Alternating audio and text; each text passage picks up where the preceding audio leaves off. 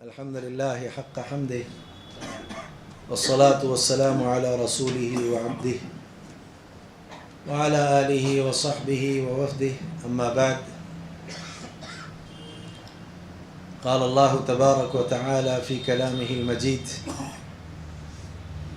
لو أنزلنا هذا القرآن على جبل لرأيته خاشعا متصدعا من خشية الله وتلك الأمثال نضربها للناس لعلهم يتفكرون۔ اللہ کے کلام سے ایک آیت کریمہ کو میں نے آپ کے سامنے پیش کیا ہے۔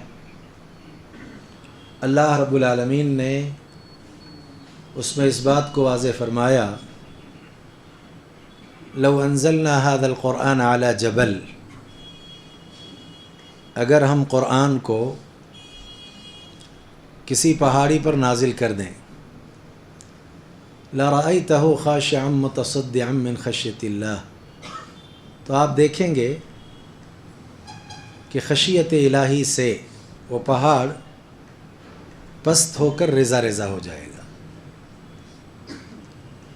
وَتِلْكَ الْأَمْثَالُ نَضْرِبُهَا لِلنَّاسِ لَعَلَّهُمْ يَتَفَكَّرُونَ، لوگوں کے لیے ایسی مثالیں ہم اس لیے بیان کرتے ہیں تاکہ وہ غور و فکر کریں۔ پہلی بات آج کے اس درس کی، کیونکہ 35 منٹ تک مجھے خطاب کرنا ہے، پہلی بات یہ جو کلام ہے اللہ کا انتہائی عظیم کلام ہے، اعلیٰ کلام ہے، عرفہ کلام ہے، اس کا معیار بہت اونچا ہے۔ اس کا اندازہ اگر آپ کو لگانا ہے تو سورہ واقعہ کی تیسرے رکوع کی جو ابتدائی آیات ہیں انہیں پڑھ لیں۔ اللہ نے وہاں کیا بیان فرمایا؟ فَلَا أُقْسِمُ بِمَوَاقِعِ النُّجُومِ وَإِنَّهُ لَقَسَمٌ لَوْ تَعْلَمُونَ عَظِيمٌ إِنَّهُ لَقُرْآنٌ كَرِيمٌ فِي كِتَابٍ مَّكْنُونٍ لَا يَمَسُّهُ إِلَّا الْمُطَهَّرُونَ تَنزِيلٌ مِّن رَّبِّ الْعَالَمِينَ۔ میں قسم کھاتا ہوں ستاروں کے گرنے کی۔ یہ کس نے قسم کھائی ہے؟ اللہ نے۔ میں قسم کھاتا ہوں ستاروں کے گرنے کی۔ اگلی آیت میں اللہ کا فرمان کیا ہے؟ وَإِنَّهُ لَقَسَمٌ لَوْ تَعْلَمُونَ عَظِيمٌ، اگر تمہیں معلوم ہو تو یہ بہت بڑی قسم ہے۔ ٹھیک، اس کے بعد اللہ رب العالمین نے کیا بیان فرمایا؟ إِنَّهُ لَقُرْآنٌ کریم، یہ قرآن کریم ہے۔ اور اس کے بعد اللہ نے کیا بیان فرمایا؟ فی کتاب مکنون، یہ کتاب مکنون یعنی لوح محفوظ میں درج ہے۔ لا یمسہ الا المطہرون، پاکیزہ فرشتوں کے سوا کوئی اسے چھوتا نہیں ہے۔ تنزیل من رب العالمین، رب العالمین کی جانب سے اترا ہوا ہے۔ مقام کتنا اونچا ہو گیا؟ اللہ نے قسم کھائی، نمبر 1۔ اللہ نے بیان کیا کہ بہت بڑی قسم ہے اگر تمہارے علم میں یہ بات ہو، 2 باتیں ہو گئی۔ تیسرا کہا یہ کتاب کریم ہے۔ چوتھی بات یہ کہا لوح محفوظ میں درج ہے۔ پانچویں بات یہ کہ پاکیزہ فرشتوں کے سوا کوئی چھوتا نہیں ہے اس کو۔ پھر آخری بات یہ ہے کہ رب العالمین کی جانب سے اترا ہوا ہے۔ کتنا اعلیٰ کلام ہے، کتنا عرفہ کلام ہے۔ اللہ رب العالمین نے ایک اور مقام پر اس کلام کی جو تاثیر ہے اس کے حوالے سے اس بات کو واضح فرمایا۔ اللہ نزل احسن الحدیث کتابا متشابہا مثانی تقشعر منہ جلود الذین یخشون ربهم ثم تلین جلودهم وقلوبهم الى ذکر اللہ۔ کسی کی ضرورت ہے؟ دیکھیے چاہیے۔ اللہ رب العالمین نے نہایت عمدہ کلام نازل کیا ہے، احسن الحدیث، بہت اچھا کلام اللہ رب العالمین نے نازل کیا۔ کیسا کلام ہے یہ؟ کتابا متشابہا مثانی، ایسی کتاب ہے جو ملتی جلتی ہے، اس کی آیتیں بار بار دہرائی جاتی ہیں۔ اب آگے جو بات ہے وہ اہم ہے۔ تقشعر منه جلود الذين يخشون ربهم، جو رب سے ڈرنے والے ہیں نا، ان کا حال کیا ہوتا ہے اس کلام کے پڑھنے کے بعد، سننے کے بعد؟ ان کے رونگٹے کھڑے ہو جاتے ہیں۔ اس کے بعد پھر اللہ نے ایک بات بیان کی، ثم تلین جلودہم وقلوبہم الی ذکر اللہ، ان کی جلدیں، ان کے قلوب اور دل اللہ کے ذکر کی طرف نرم ہو جاتے ہیں۔ تو یعنی اس کلام کی تاثیر بہت ہے نا، پہاڑ پر اتار دیں تو ریزہ ریزہ، اور انسان پڑھنا شروع کر دے تو رونگٹے کھڑے ہو جائیں، اور ساتھ ہی کیا ہے، جلد اور دل اللہ کے ذکر کے لیے کیا ہو جائے، نرم ہو جائے۔ ٹھیک ہے، یہ بہت عظیم کلام ہے، اللہ نے قسم کھائی ہے، بہت بڑی قسم ہے، یہ کتاب ہے اور کریم کتاب ہے، لوح محفوظ میں ہے، اور ساتھ ہی ساتھ یہ کہ پاکیزہ فرشتوں کے سوا کوئی اسے چھوتا نہیں ہے، اور رب العالمین کی جانب سے اترا ہوا یہ کلام ہے۔ ٹھیک ہے، ایک تیسرا مقام بھی دیکھ لیتے ہیں، اس کے بعد اہم نقطے کی طرف آئیں گے ہم۔ اللہ نے بیان فرمایا، وَإِذَا مَا أُنزِلَتْ سُورَةٌ فَمِنْهُمْ مَنْ يَقُولُ أَيُّكُمْ زَادَتْهُ هَذِهِ إِيمَانًا فَأَمَّا الَّذِينَ آمَنُوا فَزَادَتْهُمْ إِيمَانًا وَهُمْ يَسْتَبْشِرُونَ۔ جب کبھی کوئی صورت اترتی ہے نا تو لوگ کیا کہتے ہیں، بعض، اس صورت نے تم میں سے کتنے لوگوں کے ایمان کو بڑھایا ہے؟ وَإِذَا مَا أُنزِلَتْ سُورَةٌ فَمِنْهُمْ مَنْ يَقُولُ أَيُّكُمْ زَادَتْهُ هَذِهِ إِيمَانًا۔ اب اللہ کا جواب کیا ہے، فَأَمَّا الَّذِينَ آمَنُوا، جو ایمان والے ہیں نا، فَزَادَتْهُمْ إِيمَانًا، اس صورت نے ان کے ایمان کو کیا کر دیا ہے۔ دیکھیے کیسا تاثیر والا کلام ہے، پہاڑ پر اتار دیں تو خشیت الہی سے پست ہو کر ریزہ ریزہ ہو جائے۔ انسان اگر اسے پڑھنا شروع کر دے تفکر کے ساتھ تو جو لوگ رب سے ڈرنے والے ہیں ان کے جو ہے رونگٹے کھڑے ہو جاتے ہیں، ان کے دل اور ان کے جلد جو ہے نرم پڑ جاتی ہے اللہ تعالیٰ کے ذکر کے لیے۔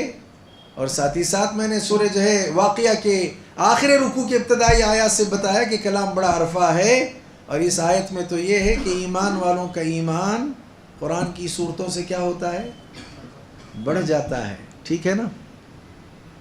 اب آئیے، اتنی تمام باتوں کے بعد جو بنیادی بات اب بتلانے ہیں نقطے کی شکل میں، وہ یہ ہے، تاثیر لفظ ہمارے پاس ہے نا، تاثیر۔ اس تاثیر لفظ کے 3 ارکان ہیں۔ کتنے ارکان ہیں؟ 3 ارکان۔ پوچھوں گا میں کسی سے بھی، ٹھیک ہے، اچھی طرح سے سنیں گے میری بات کو۔ تاثیر کے 3 ارکان ہیں۔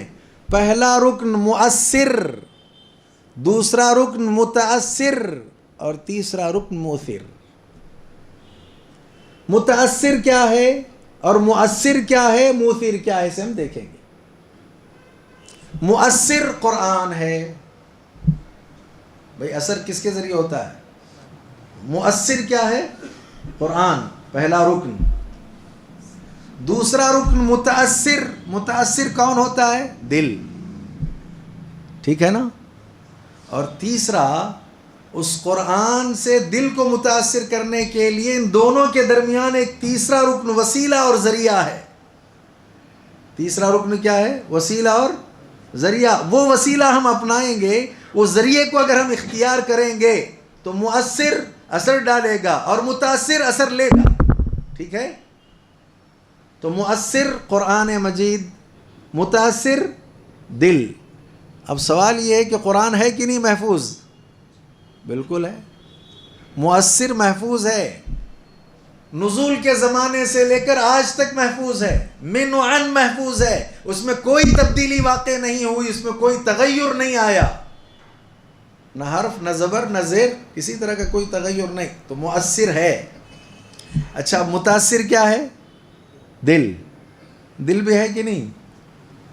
اللہ تعالیٰ نے قرآن کو اللہ کے نبی علیہ السلام پر نازل کیا، آپ کے دل پر نازل کیا ہے۔ نزل به الروح الامین علی قلبک لتکون من المنذرین، آپ کے دل پر قرآن مجید کا نزول ہوا ہے۔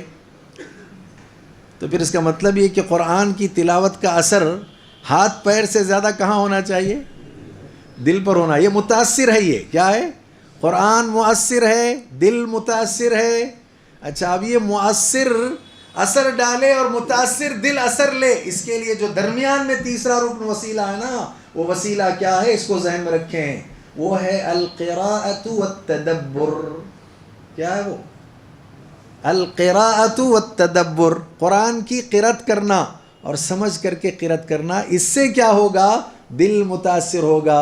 اس طرح تلاوت سے کیا ہوگا؟ قرآن اثر ڈالے گا. ٹھیک ہے نا؟ اگر ایسا نہیں ہوگا تو مؤثر ہوتے ہوئے بھی دل متاثر نہیں ہوگا. کیوں؟ آپ قرأت کر رہے ہیں لیکن تدبر نہیں ہے، تفکر نہیں ہے. کتنے لوگ معاشرے میں ایسے ہیں جو قرآن مجید کی تلاوت کرتے ہیں، مقصد کیا ہے؟ ثواب. ٹھیک ہے، اچھی چیز ہے، ثواب ہے نا. اہل علم کا اس بات پر اتفاق ہے کہ تدبر کے ساتھ یا بغیر تدبر کے اگر آپ قرآن کی تلاوت کریں گے تو دونوں صورتوں میں ثواب ملے گا. ٹھیک ہے نا؟ مثال اللہ کے نبی نے کون سی دی تھی؟ الف لام میم. کیا معنی ہے اس کا؟ تو اس کا مطلب ہے کہ آپ تلاوت کریں تو ثواب ملے گا کہ نہیں ملے گا؟ تو چاہے تدبر کے ساتھ تلاوت کرو چاہے تدبر کے بغیر تلاوت کرو، دونوں صورتوں میں ثواب ملے گا. لیکن یہ اساسی مقصد نہیں ہے، یہ اصل مقصد نہیں ہے نا. تو بعض لوگ القراءہ کرتے ہیں، تیسرے رکن میں جو تیسرا رکن ہے القراءہ، یہ کرتے ہیں، قرأت کرتے ہیں، قرآن پڑھتے ہیں، مگر پہلی نیت کیا ہے؟ ثواب کمانا. ٹھیک. دوسری نیت بعض لوگوں کی قرآن پڑھنے کی کیوں ہوتی ہے؟ قرآن اس لیے پڑھیں گے کہ یہ برکت والی کتاب ہے، گھر میں برکت چاہیے، کام میں برکت چاہیے، پتہ نہیں کیا کیا. ٹھیک ہے. وَهَذَا كِتَابٌ أَنزَلْنَاهُ مُبَارَكٌ، یہ کتاب کیسی ہے؟ مبارک کتاب ہے. لیکن یہ اصل جو ہے ہماری اساسی مقصد نہیں ہے یہ کہ صرف برکت کے لیے قرآن پڑھا جائے، صرف ثواب کے لیے قرآن پڑھا جائے. اچھا، بعض لوگ قرآن پڑھتے ہیں تو ان کے قرآن پڑھنے کا مقصد کیا ہوتا ہے؟ ان کے قرآن پڑھنے کے جو ہے اصل جو ہے وہ کیا ہوتا ہے؟ وہ جو زندہ رہتے رہتے بہت بیمار ہو گیا، ڈاکٹروں نے فیصلہ کر دیا کہ چند گھنٹے کا مہمان ہے، اس کو مارنے کے لیے پڑھتے ہیں. کس لیے؟ بھئی عجیب مسئلہ ہے. یہ مارنے والی کتاب ہے؟ یہ مارنے والی تو کتاب نہیں ہے نا. یہ عجیب قوم ہے، کیسا پتہ نہیں ان کا ذہن ہو گیا کہ زندہ ابھی مرنے کے قریب ہے، لہذا اس کو مارنے کے لیے ہم کیا کریں گے؟ قرآن مجید کی تلاوت کریں گے تاکہ روح کیسے ہو؟ آسانی سے نکل جائے. اچھا، بعض لوگ قرآن کی تلاوت کرتے ہیں، ان کو تلاوت کا مقصد کیا ہے؟ مر گیا، اب مرنے کے بعد بخشوانے کے لیے قرآن پڑھیں گے. تھا تو مارنے کے لیے، مر گیا تو بخشوانے کے لیے. عجیب مسئلہ ہے. دیکھیے آپ، 3 وسیلے میں نے بتائے آپ کو. پہلا وسیلہ کیا تھا؟ یعنی پہلا رکن کیا ہے؟ مؤثر قرآن. دوسرا کیا ہے؟ متاثر دل. ان دونوں کے درمیان مؤثر متاثر کرے دل پر، اس کے لیے تیسرا رکن ہے القراءۃ والتدبر. دونوں کو ملائیں گے آپ، قرأت بھی کرنا ہے اور تدبر کے ساتھ قرأت کرنا ہے. لیکن اب ہم کیا کر رہے ہیں؟ وہ دوسرا چھوڑ چکے ہیں، پہلا پکڑ لیا ہم نے. کون سا؟ القراءہ، قرأت پکڑ لیا. اور قرأت بھی کس کے لیے؟ ثواب کے لیے. ملے گا ثواب. اچھا، قرأت کس کے لیے؟ برکت کے لیے. برکت حاصل ہوگی. اچھا، اب اگلے جو مسئلے ہیں نا، قرأت کس کے لیے؟ وہ زندہ جو نہیں مر رہا اس کو مارنے کے لیے. نہیں، یہ ٹھیک نہیں ہے. سورہ یاسین پڑھو بیٹھ کر کے، کیا ہو جائے گا؟ روح آسانی سے نکل جائے گی. اب پتہ نہیں، بعض ہمارے ہاں ایسے بھی لوگ دیکھے گئے ہیں، بہت زیادہ وہ نزا کا عالم رہتا ہے تو کسی مولوی صاحب کے پاس جاتے ہیں کہ وہ جان نہیں نکل رہی، بہت پریشان ہے. وہ بیچارے کچھ پانی میں پڑھ کر کے دیتے ہیں، ادھر پانی پی لیا، مر گیا. عجیب مسئلہ ہے. اچھا، مرنے کے بعد کچھ لوگ بخشوانے کے لیے پڑھتے ہیں. کتنی چیزیں ہو گئیں؟ قرأت 4 چیزیں ہو گئی. 5ویں چیز یہ اور زیادہ بڑی عجیب ہے. قرأت ہمارے پاس کس لیے ہے؟ وہ گھروں میں لوگوں پر جن سوار ہو گیا. اب جن شیطان کے بارے میں سنیں نا آپ، جن سوار ہو گیا، بھوت نکالنے کے لیے قرآن پڑھنا ہے. کیا نکالنے کے لیے؟ جن اور بھوت کو بھگانے کے لیے ہم کیا کرتے ہیں؟ قرآن مجید پڑھتے ہیں، پڑھاتے ہیں، پڑھواتے ہیں، وغیرہ وغیرہ. اساسی مقصد کیا ہے؟ یہ اساسی مقصد کی طرف ہمیں آنا ہے. القراءۃ والتدبر. اصل جو اساسی مقصد ہے نا، وہ ہے ہدایت حاصل کرنا. سورہ بقرہ جب آپ کھولتے ہیں، الف لام میم ذالک الکتاب پڑھ لینے کے بعد جب آپ پہنچتے ہیں آیت کے اختتام پر تو کیا ہے؟ ھدی للمتقین. بھئی متقیوں کے لیے کتاب ہدایت ہے. تو یہ جب کتاب ہدایت ہے تو اس ہدایت والی کتاب سے اصل مقصد یہ ہے کہ آپ لوگ کیا حاصل کریں؟ ہدایت حاصل کریں۔ ہدایت کیسے حاصل ہوگی؟ صرف قرأت سے حاصل ہوگی کیا؟ ہاں، کیا کرنا پڑے گا؟ تفکر کرنا پڑے گا، تدبر کرنا پڑے گا، تب جا کر کے آپ کو کیا حاصل ہوگی؟ ہدایت حاصل ہوگی۔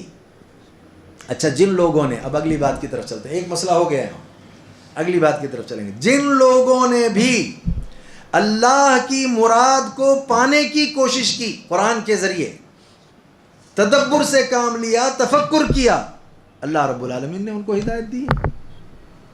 صرف قرأت نہیں، اللہ کی مراد کو پانے کی کوشش کی ہے، تدبر کیا، غور و فکر کیا، اللہ نے ہدایت دی ان کو۔ دو مثالیں دیکھ لیں اس میں۔ پہلی مثال ہے، یہ حبشہ کا بادشاہ جانتے ہیں نا؟ ہاں، نجاشی، ماشاءاللہ، دیکھیے کتنی اچھی بات ہے۔ نجاشی کیا تھا؟ یہ یہودی تھا، عیسائی تھا؟ عیسائی تھا، ٹھیک۔ مسلمانوں کا ایک وفد وہاں پہنچا۔ اب وہ باریکی میں جانے کی ضرورت نہیں، سیدھے مواد کی طرف آتے ہیں۔ لہذا اللہ کے نبی کا بھی جب رسالہ پہنچا تھا تو اس موقع پر اس نے طلب کیا، جو لوگ آئے تھے ہجرت کر کے حبشہ مکہ سے، تو اس وفد میں حضرت جعفر رضی اللہ تعالی عنہ بھی تھے۔ قرآن ہے نا، کہا پڑھو قرآن۔ جعفر رضی اللہ تعالی عنہ نے اس موقع پر نجاشی کے سامنے جس سورت کی تلاوت کی تھی، وہ سورت کون سی ہے؟ سورہ مریم۔ ہے کون بادشاہ؟ عیسائی ہے نا۔ اور دیکھیے کیسے ہوتے ہیں دائی بھی ہمارے، اب یہ خود بھی کتنے سمجھدار ہے کہ اب جا کر دوسرا ادھر ادھر کا پڑھ سکتے تھے نا۔ کیا پڑھ رہے ہیں وہ؟ سورہ مریم پڑھ رہے ہیں، اور معلوم ہے مریم اور عیسیٰ کو لے کر کے عقیدہ عیسائیوں کا کیا ہوتا ہے۔ لہذا اب آپ یہ دیکھیے سورہ مریم کی تلاوت ہو رہی ہے، اور اتنا یہ مؤثر کلام ہے کہ اس مؤثر کلام نے، جس نے پہلے اثر لے لیا تھا، اب وہ تلاوت کر رہا ہے۔ لہذا اس کی تلاوت کے نتیجے میں یہ ہے کہ وقت کا بڑا بادشاہ، ایک ملک کا بڑا حاکم بادشاہ، وہ متاثر ہوئے بغیر نہیں رہا۔ لہذا اس موقع پر حال یہ کہ اس کے ساتھی اور اس کے رفقا اس قدر متاثر ہوئے کہ جعفر رضی اللہ تعالیٰ عنہ تلاوت کر رہے ہیں اور ادھر آنکھوں سے آنسو جو ہے بہہ رہے ہیں۔ اور یہ آنکھوں سے آنسو جو رواں ہیں، یہ آنکھوں سے آنسو جو بہہ رہے ہیں، کس وجہ سے؟ قرآن نے اس کا ذکر کیا۔ وَإِذَا سَمِعُوا مَا أُنزِلَ إِلَى الرَّسُولِ تَرَىٰ أَعْيُنَهُمْ تَفِيضُ مِنَ الدَّمْعِ مِمَّا عَرَفُوا مِنَ الْحَقِّ۔ ان لوگوں نے حق کو پہچان لیا، حق کی معرفت ان کو ہو گئی، اللہ کی مراد کو یہ پہنچ گئے۔ لہذا نتیجہ یہ نکلا کہ اے نبی آپ دیکھیں کہ ان کی آنکھوں سے آنسو رواں ہیں۔ بعض اہل علم نے یہ کہا کہ حبشہ کے جو ہے اس بادشاہ نجاشی نے اہل علم کے ایک وفد کو بھیجا تھا اللہ کے نبی کی خدمت میں۔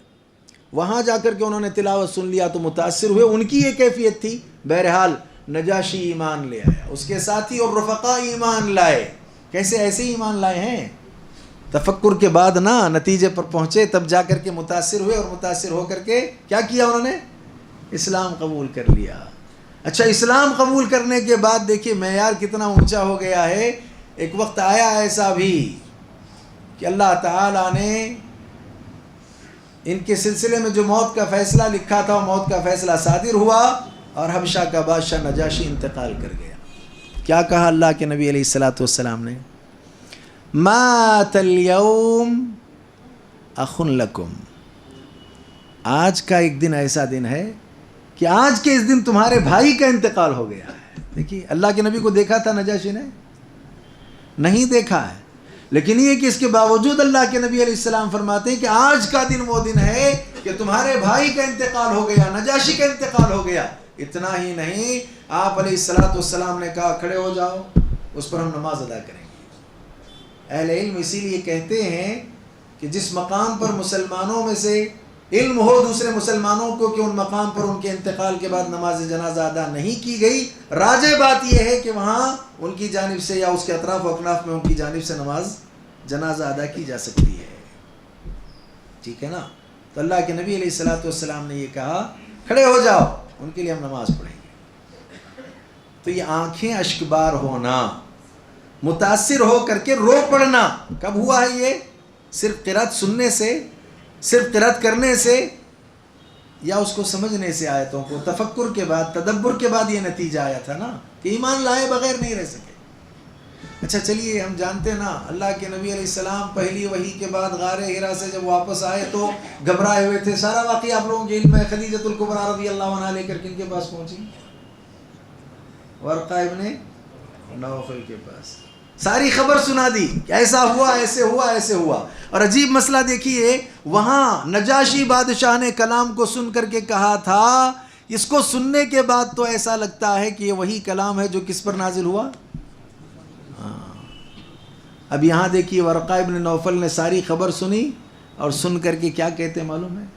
یہ ساری باتیں، یہ ساری خبر، یہ سارے حالات اس بات کو واضح کرتے ہیں کہ یہ تو وہی ناموس ہے جو آج سے پہلے کس کے پاس آیا کرتا تھا؟ موسیٰ کے پاس آیا۔ پہچان لیا نا؟ اور کیا کہا آپ کو معلوم ہے؟ آپ کی قوم نکالے گی، میں اگر بقید حیات رہوں گا تو میں آپ کا ساتھ دوں گا۔ بہت بڑی بات ہے نا، یہ حقائق کو جاننے کے نتیجے میں ہے۔ تو لہذا 3 ارکان میں پہلا رکن مؤثر، دوسرا متاثر، اور تیسرا موثر کیا ہے؟ القراءۃ والتدبر، تدبر کے ساتھ قرآن مجید کی تلاوت کرنا۔ اب دیکھیں اللہ رب العالمین نے قرآن مجید میں ایک مقام پر کیا فرمایا ہے؟ وَيَرَى الَّذِينَ أُوتُوا الْعِلْمَ الَّذِي أُنزِلَ إِلَيْكَ مِن رَّبِّكَ هُوَ الْحَقَّ وَيَهْدِي إِلَى صِرَاطِ الْعَزِيزِ الْحَمِيدِ۔ بھئی یہ تلاوت، یہ تدبر، یہ تفکر کے لیے آپ کے لیے ضروری ہے کہ آپ اس کے سلسلے میں زانو تلمس طے کریں، ان کے ماہرین کے پاس بیٹھ کر کے علم حاصل کریں۔ اسی لیے نبی نے کیا کہا تھا آپ کو معلوم ہے؟ خیرکم من تعلم القرآن وعلمہ، تم میں سب سے اچھا وہ ہے جو قرآن سیکھتا ہے اور قرآن۔ تو اس کے لیے کیا کرنا پڑے گا؟ پہلا مرحلہ، سیدھے تدبر آتا نہیں ایسے ہی، آپ بیٹھیں تدبر کرنے لگ جائیں گے تو تدبر کیسے آئے گا؟ پھر مسئلہ یہ ہوگا کہ جتنی عقلیں اتنے تدبر، جتنی عقلیں اتنی باتیں، ایسا نہیں ہوگا۔ آپ کو سیکھنا پڑے گا، علم حاصل کرنا پڑے گا، لہذا علم کے ذریعے آپ تفکر اور تدبر تک پہنچ سکتے ہیں۔ تو دیکھیے اب علم والوں کی اللہ نے کیسے تعریف کی۔ وَيَرَى الَّذِينَ أُوتُوا الْعِلْمَ الَّذِي أُنزِلَ إِلَيْكَ مِن رَّبِّكَ هُوَ الْحَقَّ وَيَهْدِي إِلَى صِرَاطِ الْعَزِيزِ الْحَمِيدِ۔ علم والوں کو دیکھیں گے، وَيَرَى الَّذِينَ أُوتُوا الْعِلْمَ، کیا دیکھیں گے علم والوں کو؟ الَّذِي أُنزِلَ إِلَيْكَ، آپ کی جانب جسے نازل کیا گیا نا، مِن رَّبِّكَ، آپ کے رب کی طرف سے۔ تب یہ علم والے کیا کریں گے؟ کیا دیکھیں گے؟ کہ یہی حق ہے۔ علم کی بنیاد پر نتیجہ کیا نکلا ہے؟ یہی حق ہے، یہی ٹھیک ہے، یہی درست ہے۔ تو لہذا حق کو جاننے کے لیے بھی علم کے حصول کی ضرورت ہے، علم حاصل کیے بغیر حق کو جانا نہیں جا سکتا۔ وَيَرَى الَّذِينَ أُوتُوا الْعِلْمَ الَّذِي أُنزِلَ إِلَيْكَ مِن رَّبِّكَ هُوَ الْحَقُّ وَيَهْدِي إِلَى صِرَاطِ الْعَزِيزِ الْحَمِيدِ۔ اچھا یہ قرآن بھی کیسا ہے معلوم ہے؟ کیسے راستے کی رہنمائی کرتا ہے؟ العزیز الحمید، غالب اور خوبیوں والا جو راستہ ہے نا، اس راستے کی طرف یہ قرآن رہنمائی کرتا ہے۔ اور یہ معلوم کب پڑے گا؟ اوت العلم، جب آپ کس میں سے ہو جائیں؟ علم والوں میں سے ہو جائیں تو۔ اچھا دوسری جگہ ایک اور آیت میں اللہ کیا بیان فرماتے ہیں؟ قل آمنوا به او لا تؤمنوا ان الذين اوتوا العلم من قبله اذا يتلى عليهم يخرون للاذقان سجدا ويقولون سبحان ربنا ان كان وعد ربنا لمفعولا ويخرون للاذقان يبكون ويزيدهم خشوعا۔ اللہ اکبر، اللہ کے کلام کو سمجھ کر کے پڑھنا چاہیے۔ اللہ مجھے آپ سب کو اس کی توفیق دے۔ نبی سے اللہ نے کہا کہو لوگوں سے آمنو به او لا تؤمنو، ایمان لاؤ یا ایمان نہ لاؤ، لیکن بات کیا ہے؟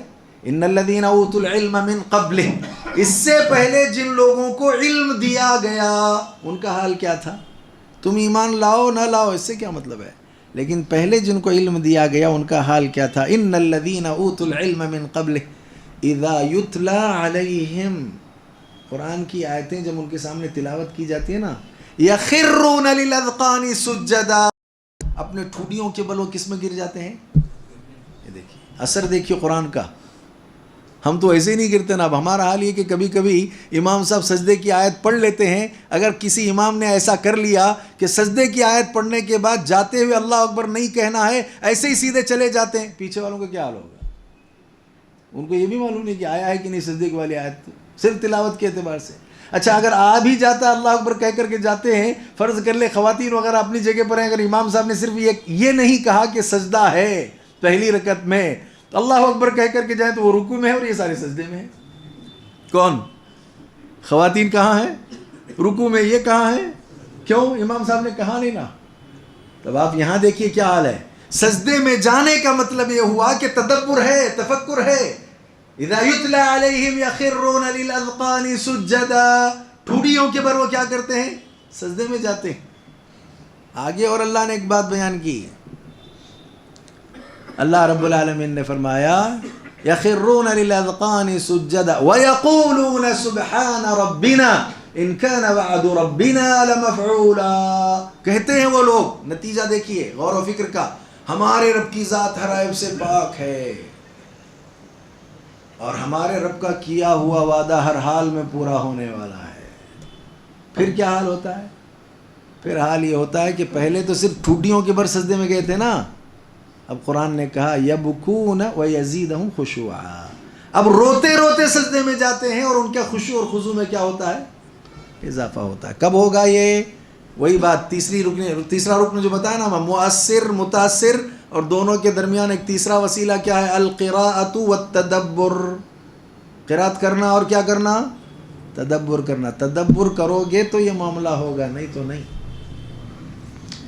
عباد الرحمن کے اوصاف اللہ نے بیان کیے سورہ فرقان میں, وہاں اللہ نے اس کا ذکر کیا. تیسری آیت ہے یہ.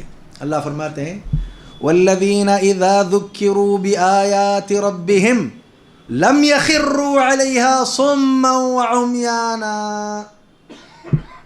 عباد الرحمن, رحمان کے بندے وہ ہیں, اذا ذکروا بآیات ربہم, ان کے رب کی آیات جب پڑھ کر کے ان کو سنائی جاتی ہے نا, تو گونگے بہرے بن کر کے وہ جو ہے آیتوں کو نہیں سنتے, نہیں جھکتے, نہیں پل پڑتے, یعنی مطلب نہیں جھکتے, سمجھ کے ساتھ جھکتے ہیں, تفکر کے ساتھ جھکتے ہیں. گونگے اور بہرے بن کر کے نہیں جھکتے.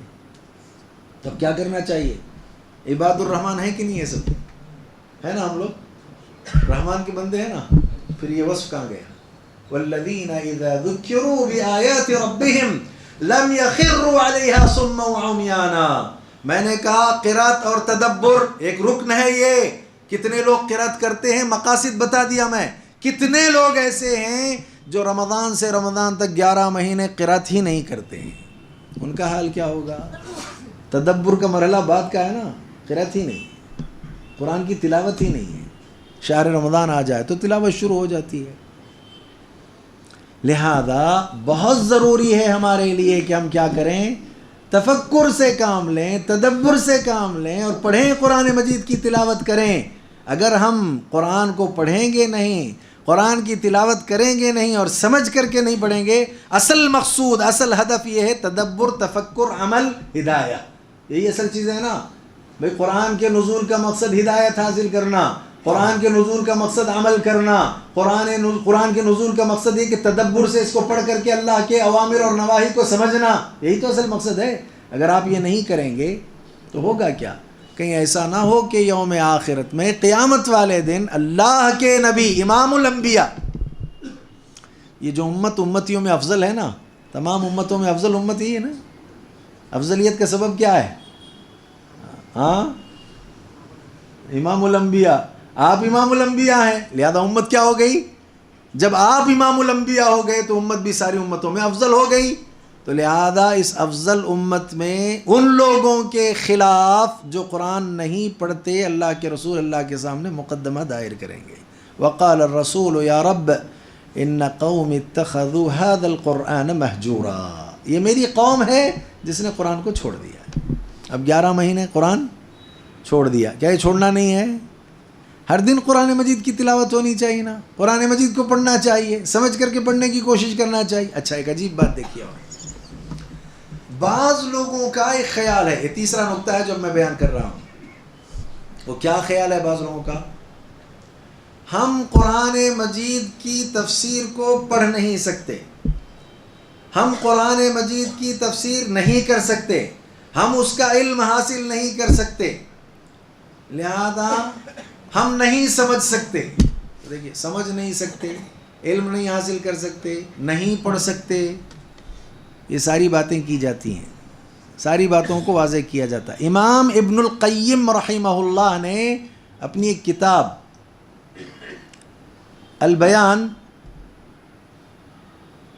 جو ان کی ایک کتاب ہے، یا طبیان، حافظ اگر میرا خطا نہیں کر رہا ہے تو، لہذا اس میں انہوں نے اس بات کا ذکر کیا ہے کہ اگر کوئی بندہ اللہ کے کلام کی تفسیر یا اس کے فہم کے معاملے میں یہ خیال کرتا ہے کہ ہم نہیں سمجھ سکتے، ہم وہ علم نہیں حاصل کر سکتے، ہمارا کام تو صرف ایک عبادت کے تصور سے صرف قرآن کے حروف پڑھتے رہنا ہے، تو پھر اس کے دل میں قرآن کو لے کر کے حرج ہے. حرج نہیں ہے، نہیں، کیا کہا انہوں نے؟ اس کے دل میں قرآن کو لے کر کے کیا ہے؟ حرج ہے. ہم بولتے ہیں نا کوئی حرج نہیں، کوئی حرج نہیں، کوئی حرج نہیں، حرج ہے. کیوں آپ نے ایسا سوچا کہ صرف عبادت کے تصور سے اس کے حروف کو آپ پڑھیں گے، سمجھنا نہیں ہے، اس کو تفکر نہیں کرنا؟ ہاں، یہ اپنی جگہ بات طے ہے کہ از خود آپ اپنی عقل کو معیار بنا کر کے سمجھنے کا سلسلہ شروع کرو گے، بڑے مسائل پیدا ہوں گے. لہذا اس کے لیے اہل علم ہیں، فن کے ماہرین ہیں، آپ ان تک بیٹھیں، ان تک پہنچیں، ان سے حاصل کریں نا. سیدھی ایک چھوٹی سی مثال دیتا ہوں آپ کو، چلو حروف ہی کی بات لے لیتے ہیں. ابھی کیا ہے؟ ان حروف کو بھی قرآن مجید کے پڑھنا ہے، اگر آپ کو ڈھنگ سے پڑھنا ہے، اس کا حق ادا کرنا ہے، اس کے لیے بھی آپ کو کس کے پاس بیٹھنا پڑے گا؟ استاد کے پاس بیٹھنا پڑے گا. وگرنہ آپ کیا کریں گے معلوم ہے؟ وہ پڑھتے پڑھتے جو ہے ختم اللہ علی قلوبہم، کیا ہو گیا؟ ان تماموں کے کتوں پر اللہ نے مہر لگا دی. کیوں ایسا ہوا؟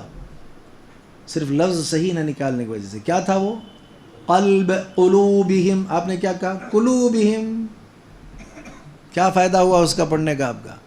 تو حروف کی ادائیگی، تجوید، احکام، قواعد، اس کے لیے بھی آپ کو اس فن کے ماہر کے پاس بیٹھنا ہوگا. بھئی تزکیہ ضروری ہے نا، تزکیے سے پہلے تلاوت، تلاوت کے ساتھ تزکیہ. اب ظاہری بات ہے نبی معلم بنا کر کے بھیجے گئے، وَيُعَلِّمُهُمُ الْكِتَابَ وَالْحِكْمَةَ وَيُزَكِّيهِمْ. تزکیے کے عالم چاہیے آپ کو، استاد چاہیے، اس کے بغیر نہیں. تو اب آپ یہ دیکھیں، دو چیزیں یاد رکھیں گے آپ. پہلی چیز یہ ہے کہ حروف، آیات، الفاظ، کلمات، اس کے تحفظ کی ذمہ داری اللہ نے لی، اور اس کے لیے ایک انتظام یہاں دنیا میں جو شروع کیا وہ کیا، سینوں میں قرآن کی آیتوں کو محفوظ کروا دیا ہے. کتنے حافظ قرآن ہیں نا؟ ہاں بالکل، پڑھتے جاتے ہیں. حافظ صاحب ذرا زبر غلط پڑھتے ہیں، پیچھے سے لقمہ، نہیں آپ غلط پڑھ رہے ہیں، اللہ کا کلام ایسا نہیں ہے. حفاظت کی ذمہ داری یا حفاظت کا ایک حق انہوں نے ادا کیا. کیا اتنا ہی کافی ہے کہ الفاظ، آیات، حروف یاد رکھے جائیں؟ لہذا اس کا معنی، مفہوم جو ہے نا، اس کی حفاظت کے لیے بھی ہر دور میں اللہ رب العالمین نے ایک طائفہ منصورہ کو جو ہے کھڑا کیا ہے. اب وہ کیا کرتے ہیں؟ کوئی ایسا تو نہیں ہے جو اپنے عقل کے گھوڑے دوڑا کر الٹی سلٹے معنی مطالب بیان کر کے کچھ بھی کہہ رہا ہے. اور قرآن کی آیتوں کے مفہوم جو صحیح تھے، اسلاف سے ثابت تھے، اللہ کے نبی علیہ السلام نے صحابہ کی موجودگی میں جو کچھ دیا تھا اس کے برعکس ہو رہا ہے. لہذا اس پر بھی مواخذے کے لیے اہل علم کا ایک گروہ ہے. یہ علم ہے. اچھا، دونوں میں زیادہ فضیلت کس کی ہے؟ حافظ قرآن کی، یا وہ جو قرآن کی آیتوں پر تفکر و تدبر کر کے اس کے معانی، مطالب و مفاہیم کو اچھی طرح سے سمجھ کر کے علم حاصل کیا ہے؟ کس کی؟ ہاں، ڈر لگ رہا ہے بولنے کے لیے. حافظ صاحب رہیں گے تو بولیں گے کیا حافظوں کو آپ نے توہین کی ہے؟ ہاں جی، عالم کیا ہے؟ عالم. اہل علم سے رجوع کرو. اس لیے میں نے آیتیں پڑھی ہیں. ابھی کتنی آیتیں پڑھی؟ وَيَرَى الَّذِينَ أُوتُوا الْعِلْمَ الَّذِي أُنزِلَ إِلَيْكَ مِنْ رَبِّكَ هُوَ الْحَقَّ وَيَهْدِي إِلَى صِرَاطِ الْعَزِيزِ الْحَمِيدِ. دوسری جگہ قُلْ آمِنُوا بِهِ أَوْ لَا تُؤْمِنُوا إِنَّ الَّذِينَ أُوتُوا الْعِلْمَ مِنْ قَبْلِهِ.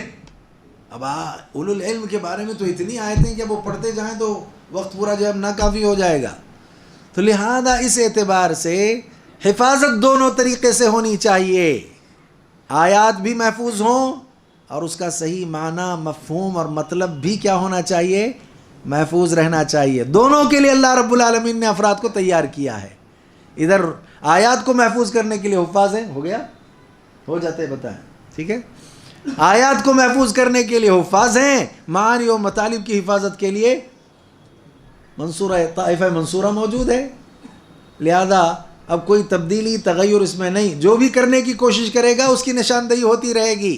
اسی لیے اہل علم سے رجوع کریں۔ تو میں یہ کہہ رہا تھا کہ 3 آیتیں، تو کیا کہہ رہے تھے امام ابن القیم رحمہ اللہ، بات وہاں سے شروع ہوئی تھی نا۔ امام ابن القیم نے اپنی کتاب میں کہا کہ کوئی اگر یہ خیال کرتا ہے کہ قرآن کی تفسیر ہم نہیں سمجھ سکتے، اس کا علم ہم کو حاصل نہیں کرنا چاہیے، ہمیں تو صرف عبادت کے تصور سے حروف کو جو ہے صرف پڑھتے رہنا چاہیے، بس یہی ہمارے لیے کافی ہے، تو پھر اس کا مطلب یہ ہوا کہ قرآن کے سلسلے میں اس کے دل میں کیا ہے، حرج ہے اس کے دل میں۔ تو پھر اللہ تعالیٰ نے قرآن کو کیا کیا ہے، مشکل بنایا ہے۔ اللہ نے فرمایا وَلَقَدْ يَسَّرْنَا الْقُرْآنَ لِلذِّكْرِ، آگے دیکھیے کیا، فَهَلْ مِن مُدَّكِرٍ، بھئی ہم نے قرآن کو آسان کیا، یاد رکھنے کے اعتبار سے، سیکھنے کے اعتبار سے، سمجھنے کے اعتبار سے، عمل کرنے کے اعتبار سے، ہر اعتبار سے آسان ہے۔ امام ابن القیم رحمہ اللہ یہی بات کہتے ہیں کہ بھئی ہر اعتبار سے سیکھنے والا سیکھنا چاہتا ہے، قرآن کو آسان کر دیا گیا۔ حفظ کرنے والا حفظ کرنا چاہتا ہے، قرآن کو آسان کر دیا۔ ہمارے ہاں کہتے ہیں نا بچے ہی صرف حفظ کر سکتے ہیں، ایسا نہیں ہے۔ اگر شوق آ جائے، ذوق پیدا ہو، بڑا بوڑھا بھی اگر جو ہے حفظ کرنا چاہے قرآن مجید کو، اللہ نے آسان کر دیا، وہ بھی حفظ کر لے گا۔ کتنے ایسی مثالیں موجود ہیں، بڑی عمر کو پہنچ کر کے قید خانوں میں جا کر کے یہاں وہاں انہوں نے قرآن مجید کو یاد کر لیا اور اللہ نے آسان کر دیا ان کے لیے، قرآن یاد ہو گیا ان لوگوں۔ تو حفظ کرنے کے لیے قرآن آسان، سمجھنے کے لیے قرآن آسان، عمل کرنے کے اعتبار سے قرآن آسان۔ اچھا اب دیکھیے ایک آخری بات، کیونکہ وقت 5 منٹ بچا ہے ورنہ ابھی باتیں بہت ساری ہیں، لیکن آئندہ کبھی کسی موقع پر جو باتیں رہ گئی اس کو ہم بیان کریں گے، ٹھیک ہے۔ اچھا یہ دیکھیے آپ، انسان کی فطرت اگر صحیح سالم ہے، پہلی بات تو یہ کہ قرآن نور ہے۔ قرآن کیا ہے؟ نور ہے نا۔ اب وہ شروع میں جو میں نے کہا تھا نا، وہ مرنے کے قریب جو رہتا ہے اس کو مارنے کے لیے قرآن پڑھتے ہیں، تو ہم نے کہا یہ مارنے والی کتاب نہیں ہے، مرے ہوئے کو زندہ کرنے والی کتاب ہے۔ کیسا؟ جو مردہ ہوتا ہے اس کو زندہ کرنے والی کتاب ہے۔ او من کان میتا فاحییناہ وجعلنا له نورا، جو مر چکا تھا نا ہم نے اس کو زندہ کیا ہے اور اس کو نور عطا کیا ہے، اسی نور میں اسی روشنی میں یہ چلتا رہتا ہے۔ تو قرآن کیا ہے؟ نور ہے نا۔ قرآن نور ہے، اور ایک انسان کی فطرت بھی اگر صحیح سالم ہے وہ بھی نور ہے۔ تو یہاں کا نور، یہاں کا نور علی نور یہدی اللہ لنورہ من یشاء۔ اب اللہ تعالیٰ جسے چاہتا ہے اپنے نور سے کیا کر دیتا ہے؟ ہدایت دیتا ہے۔ کامل اور مکمل اگر وہ جو ہے معلومات نہیں حاصل کرے گا، فطرت اگر صحیح سالم ہے اور یہ نور ہے اور مزید قرآن نور ہے، تو یہ نور پر نور، روشنی پر روشنی۔ تو دیکھیے کبھی کبھی ایسا ہوتا ہے کہ بعض موٹی موٹی سیدھی سیدھی چیزیں آدمی ایسے بھی سمجھ لیتا ہے، اتنا آسان ہے قرآن۔ اس کی 2-3 مثالیں دے کر بات ختم کریں گے۔ ایک اعرابی، کس کو کہتے ہیں اعرابی؟ ہاں کس کو کہتے ہیں؟ اور عربی کس کو کہتے ہیں؟ وہ جو شہر میں رہتا ہے اس کو عربی کہتے ہیں، اور جو دیہات میں رہتا ہے اس کو اعرابی کہتے ہیں، ٹھیک ہے نا۔ ہاں یہ اصل میں لغت وغیرہ میں بھی جو ہے اس طرح کی وضاحت آپ کو ملے گی۔ عربی ایک ہے اور اعرابی ایک ہے، ٹھیک ہے۔ میں نے ایسے ہی کہہ دیا ہے کہ اعرابی قریہ کا رہنے والا جو ہوتا ہے دیہات کا، اسے اعرابی کہتے ہیں۔ ایک اعرابی ایک قاری صاحب سے قرآن کی تلاوت سن رہے ہیں۔ کس سے؟ قاری صاحب سے قرآن کی تلاوت سن رہے ہیں۔ اچھا قاری صاحب قرآن کی تلاوت کرتے کرتے کہاں پہنچے معلوم ہے؟ الہاکم التکاثر حتی زرتم المقابر۔ اتنا سنا، سننے کے بعد کہا انہوں نے کیا معلوم؟ بعث لیوم، کہا دیکھو یہ آیتیں جو قاری صاحب پڑھ رہے ہیں، اس سے تو پتہ چلتا ہے کہ ہم تماموں کو اس دنیا میں ایک دن کے لیے بھیجا گیا ہے، اس لیے کہ کہا حتی زرتم المقابر، قبریں کیا ہیں؟ زیارت کرنے کی جگہ ہیں۔ تو زیارت کر کے پھر کیا کرنا پڑتا ہے؟ واپس جانا پڑتا ہے نا۔ کہاں سے آئے تھے وہیں واپس جانا پڑتا. آئے تھے کہاں سے؟ ادھر سے آئے تھے. جانا کہاں ہے؟ ادھر ہی نہ جانا. انا للہ و انا، ہم اللہ کے پاس سے ہیں اور پلٹ کر کے کہاں جانا ہے؟ اچھا ٹھیک ہے. اب دیکھو حتی زرتم المقابر، قاری سے قرآن سن لیا، فطرت ابھی صحیح سالم تھی، لہذا فوراً نتیجے پر پہنچا کہ یہ زرتم المقابر سے اس بات کا پتہ چلتا ہے کہ ایک دن کے لیے ہم کو قیام کرنا ہے، ایک دن کے لیے ہم اٹھائے جائیں گے. یہ قبر آخری ٹھکانہ نہیں ہے، یہ آخری منزل نہیں ہے. اسی لیے شیخ صالح العثیمین کیا کہتے ہیں معلوم ہے؟ جس آدمی نے قبر کو آخری منزل کہا اس نے آخرت کا انکار کیا ہے. کس کا انکار کیا؟ اٹھنے کا انکار کیا، حساب کا انکار کیا، جنت کا انکار کیا، جہنم کا انکار کیا. کہتے ہیں نا مثواہ الاخیر، یہ آخری ٹھکانہ، یہ آخری منزل ہے. نہیں، آخری منزل نہیں ہے، یہ تو زرتم المقابر ہے نا. تو لہذا آپ یہ اندازہ لگائیے کہ قرآن مجید کی تلاوت تدبر کے ساتھ کتنا ضروری ہے. آخری بات، کیونکہ شیخ آگے ہیں، آخری بات کیا ہے؟ قرآن میں ایک مقام پر اللہ رب العالمین نے بیان فرمایا یؤتی الحکمۃ من یشاء ومن یؤت الحکمۃ فقد اوتی خیرا کثیرا وما یذکر الا اولو الالباب. اللہ تعالیٰ جسے چاہتا ہے کیا کرتا ہے؟ یؤتی الحکمۃ من یشاء، جسے چاہتا ہے اللہ حکمت عطا کرتا ہے. ٹھیک ہے؟ ومن یؤت الحکمۃ فقد اوتی خیرا کثیرا، اور جس کو حکمت جو ہے مل گئی، حکمت عطا کر دی گئی، اسے کیا ملا؟ کیا ملا اسے؟ خیر کثیر ملا. کیا ملا اس کو؟ خیر کثیر ملا. قتادہ رحمہ اللہ اس آیت کی تفسیر میں یہ کہتے ہیں کہ یہاں حکمت سے مراد القرآن و فہم القرآن. کیا ہے؟ القرآن و فہم القرآن. اب ہمارے یہاں حکمت کا مطلب نکلے کہاں؟ جنگلوں میں جڑی بوٹیاں تلاش کرنے کے لیے فلاں فلاں فلاں، وہ حکمت ایک اپنی الگ ہے بھائی. لیکن یہاں دیکھیں یؤتی الحکمۃ من یشاء ومن یؤت الحکمۃ فقد اوتی خیرا کثیرا. بہرحال قرآن کی تلاوت ہو، تدبر کے ساتھ ہو، تفکر کے ساتھ ہو. وگرنہ اللہ تعالیٰ نے تو سوال کیا افلا یتدبرون القرآن ولو كان من عند غیر اللہ لوجدوا فیہ اختلافا کثیرا. دوسرے مقام پر افلا یتدبرون القرآن ام علی قلوب اقفالها، دلوں کو قفل لگ گئے کیا؟ کیوں پھر تدبر سے قرآن کو نہیں پڑھتے ہو؟ لہذا ایسے اور بہت ساری تمثیلیں ہیں. میں اپنا وقت مکمل جو ہے یہاں ہوا، اس پر اپنی بات کو بھی ختم کرتے ہوئے دعا گو ہوں اللہ تعالیٰ سے کہ اللہ تعالیٰ ہم تماموں کی کاوشوں کو قبول فرمائے. جو خیر کے معاملے ہیں اللہ تعالیٰ ان کے نتیجے میں ہمیں آخرت میں جنت عطا کرے، اور ہماری اس نشست کو، اس مجلس کو آخرت کی کامیابی کا ذریعہ بنائے. اور اللہ تعالیٰ جتنی باتیں میں نے، مجھ سے پہلے کے خطیب نے اور میرے بعد جو شیخ خطاب کریں گے، اس میں جو بھی باتیں کتاب و سنت سے ثابت شدہ ہوں گی، ان تمام باتوں پر ہم تماموں کو عمل کی اللہ توفیق عطا فرما. خاتمے کے وقت ہماری زبانوں پر کلمہ توحید جاری فرما. موت کے وقت کی سختی، موت کے بعد کی پریشانی، قیامت کے دن کی ہولناکیوں سے ہمیں نجات عطا فرما. جنت الفردوس میں ہمیں جگہ عطا فرما. ربنا تقبل منا انك انت السميع العليم وتب علينا انك انت التواب الرحيم. سبحان ربك رب العزة عما يصفون وسلام على المرسلين والحمد لله رب العالمين.